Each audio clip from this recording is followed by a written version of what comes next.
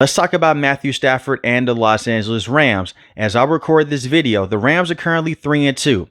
I still have them being one of the best teams in the NFL, and I have them being a serious contender in the NFC. We're going to talk about the good, the bad, and the ugly with the Rams and the couple of things that they need to fix in order to go out there and potentially win the Super Bowl this season. Let's start off with one of the best things about the Los Angeles Rams. Matthew Stafford, 11 passing touchdowns to just 2 interceptions in 5 games. He has been a phenomenal player. He is still one of the best quarterbacks in the game. When he does decide to retire, it is going to be a sad day. But this man can still go out there and swing the football around at a high rate. He still has one of the best arms in football. He is not the reason why they lost their 2 games, why they lost to the Philadelphia Eagles, why they lost to the San Francisco 49ers on Thursday Night Football. When you go back to week 1 against the Houston Texans, they have one of the best defenses in the NFL. They won this matchup 14-19, but Matthew Stafford, 21 of 29, 245 passing yards,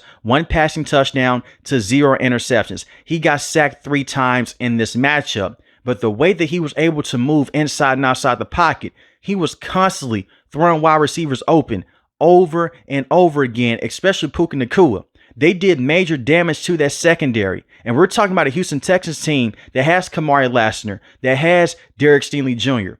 That's one of the best cornerback duos in football with that front 7. And he's constantly throwing the deep bombs over and over again. He's placing the football to only where the wide receiver can get it. When we talk about great quarterback play, that is what we mean.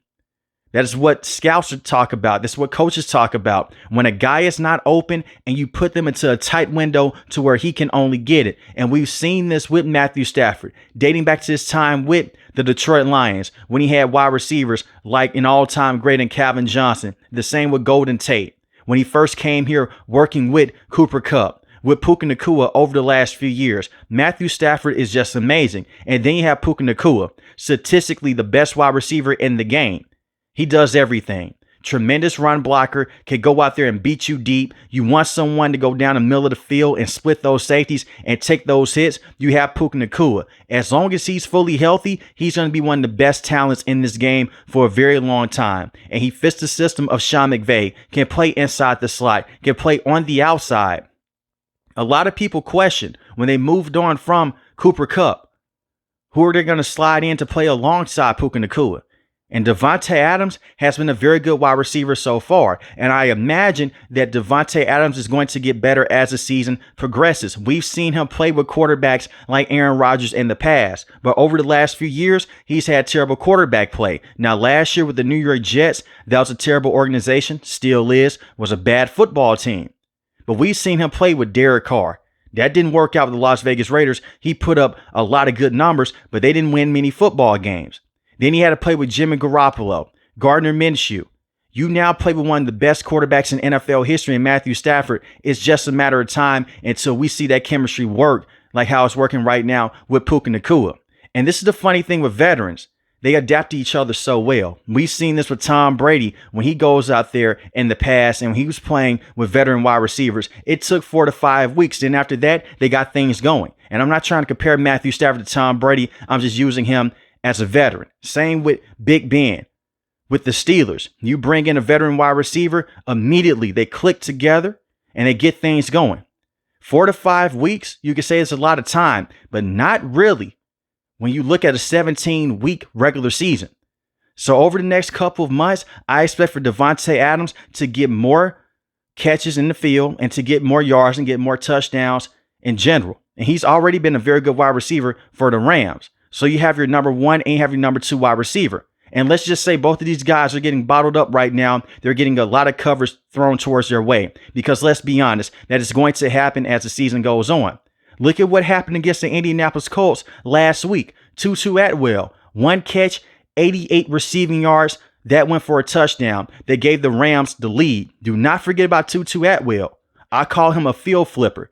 He can go out there. If it's 3rd and 15, you throw the football deep down the field. The next thing you know, it goes for 50 to 60 yards. Now you're in the red zone. That is what happened in tonight's matchup against the San Francisco 49ers late in the game. Tutu Atwell, out of all players, comes open right down the field on a crossing route. He got them major yards.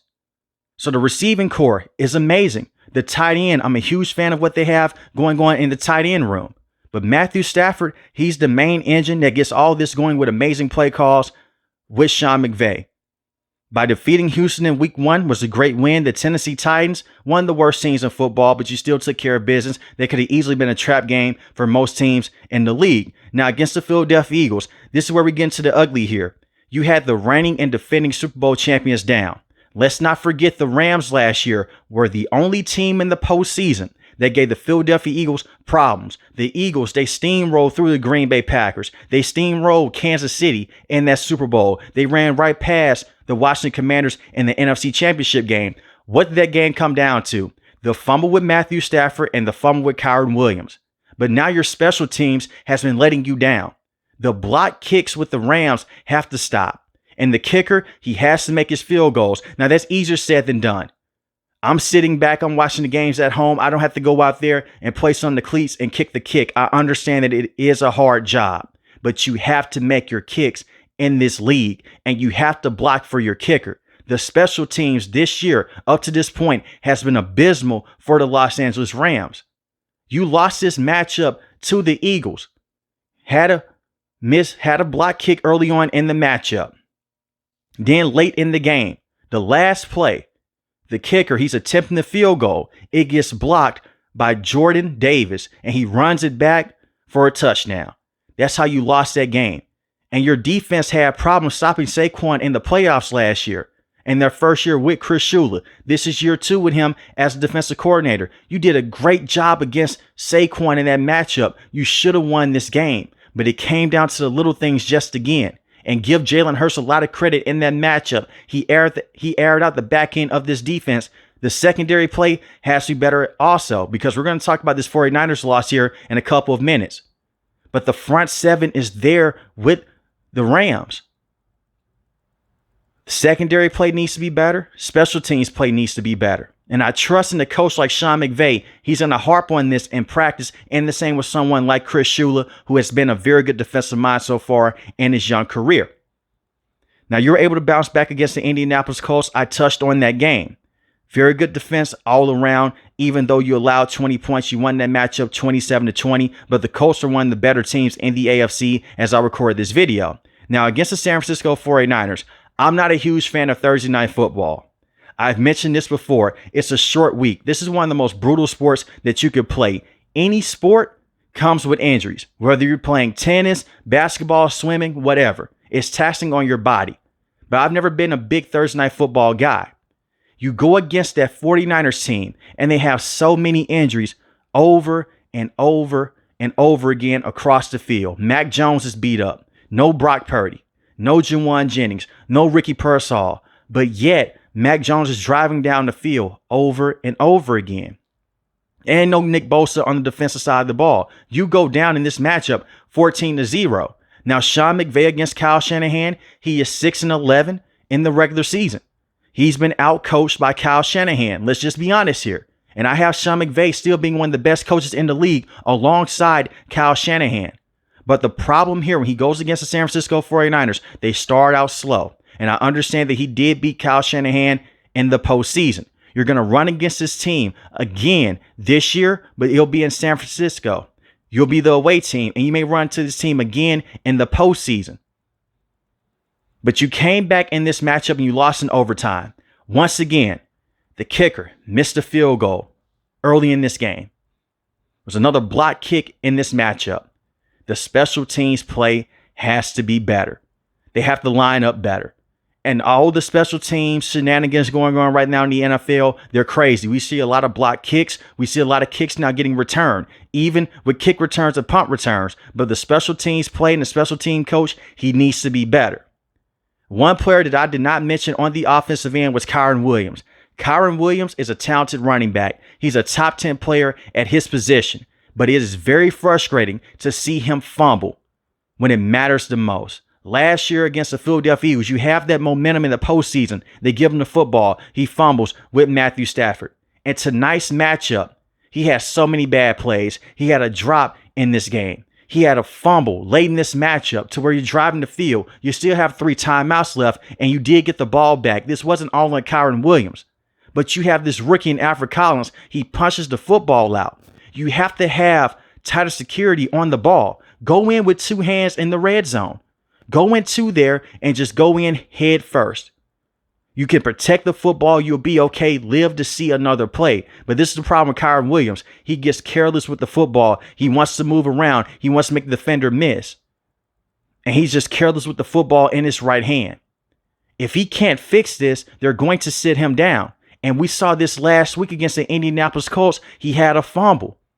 And I understand fumbles are going to happen. Drops are going to happen. Interceptions are going to happen. It's the NFL. You're playing with the best of the best.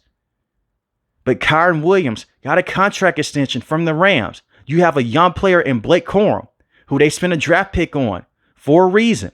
Last year, he was a rookie. They're trying to get him more involved because of this.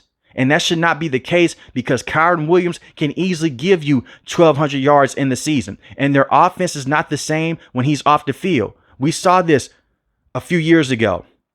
When he missed some time, the Rams did not have the same offense. They looked one-dimensional. So it's going to be very interesting to see how Sean McVay is going to balance Blake Corum mixed in with Kyren Williams. But if you fix this special teams unit and Kyren Williams can do a better job of taking care of the football, you'll be okay. Because this offensive line, when fully healthy, they're one of the better units in the NFC. You keep Matthew Stafford upright, he can slice and dice any defense. And we've seen this in the past with the Lions, early on with the Los Angeles Rams. That's why they won that Super Bowl in year one with Matthew Stafford. They were able to protect him. You could say that was a super team, but he sliced and diced every single defense that he came against. And a lot of that was because of Cooper Kupp. Give him a lot of credit. He had a phenomenal season that year, Triple Crown winner. But now you have a younger Cooper Kupp and Puka Nacua. And you still have one of the best route runners in the game, and Devontae Adams. Now, defensively speaking here, entering to a nice matchup against the San Francisco 49ers, you had the fourth highest pressure rate in the NFL, 45%. Applause to that. 14 sacks, that was tied for the second most in football. The front seven is tremendous, and they're young. You have Byron Young. As I record this video, currently leads the team in sacks. He's a phenomenal player. Braden Fisk, amazing against the run, can push the pocket, can get to the passer. You signed Poona Ford from the Los Angeles Chargers. He's a tremendous run stopper. And you have Jared Verse, who is the reigning defensive rookie of the year. All of those players give you something different. They can rush the passer over and over again. And the way that Chris Shula is able to go out there and move those defensive players around is tremendous. But your secondary still has to step up. Mac Jones was able to just go back there and sit and just dink and dunk the football down the field over and over again. And he tested linebackers in space with those end breakers and with those crossing routes. It was a certain dig route in this matchup late in the third quarter by Kendrick Bourne. And he killed the secondary and he killed the linebackers of the Rams. We've seen A.J. Brown do this, and the same with Devontae Smith. The middle of the field has to be better. Whether it's your safeties or your linebackers, it's really your linebackers underneath. And your cornerbacks, they have to do a better job against those curl routes. You can't let a team go out there and dink and dunk their way down the field over and over again. And even though you have all these negative things going on right now with the Rams, you still have all these positive things happening. And if you are a Rams fan and you're upset about this loss against the 49ers, it's still okay. They dominated time of possession. They had the football for 40 minutes. You had the football for 26 minutes, and you still push this game to overtime. You fix those couple of things, you win this matchup. I still have the Rams being a top-tier team in this league. But let me know in the comment section below, how do you feel about the Los Angeles Rams moving forward in the NFL? If you're new to the channel, hit the subscribe button. If you like the video, hit the like button. Most importantly, I want each and every last one of you guys stay safe, stay positive. Thanks for the video, guys. God bless. Peace.